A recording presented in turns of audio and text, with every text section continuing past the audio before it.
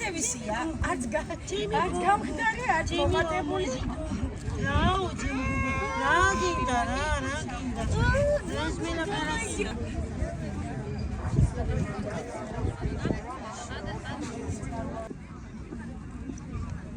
ეს დადგენილება 412 დადგენილებას რო ვიძახით, ხო, პუნქტი 3 ისა მუხლის 3, ხო, ეგ ნიშნავს რას, რომ აბსოლუტურად არსად აღარ შეიძლება ამათი ცხოვრება ჩვენი მიუსაფრების, რომლებიც თანაც ჩვენ გვაქვს ენერგეტიკული ბმა, რომელიც ჩვენ გვიყვარს, რომელსაც ჩვენ გული წარმოიდგინეთ, ერთი ხელის მოსმით, ვაქცინაციის, სტერილიზაცია, კასტრაციისა და ჩიპირების საფუძველზე თუ მოტივით თუ როგორ დავარქვათ, მიყავს სურსასა და მონიტორინგს და აღარ აბრუნებენ, ანუ 90% აძინებენ და 10% ესე სადღაც გადაკარგულში ყრიან, რაც ძაღლისთვის არის დამღუპელი. ლოკაციის შესვლა არავითარ შემთხვევაში არ შეიძლება ძაღლისთვის მით უმეტეს ტყეში გადაყრა. წარმოიდგინეთ ახლა იქ ის მოკვლევა ან მანქანისგან, ან დაავადებისგან, ან ერთმანეთთან ჩხუბისგან, ნადირი საჭიჭნი გახდება, მანქანის ხორფლი გახდება და კიდე რამდენი ცხოვრობ მოძულე, ხო?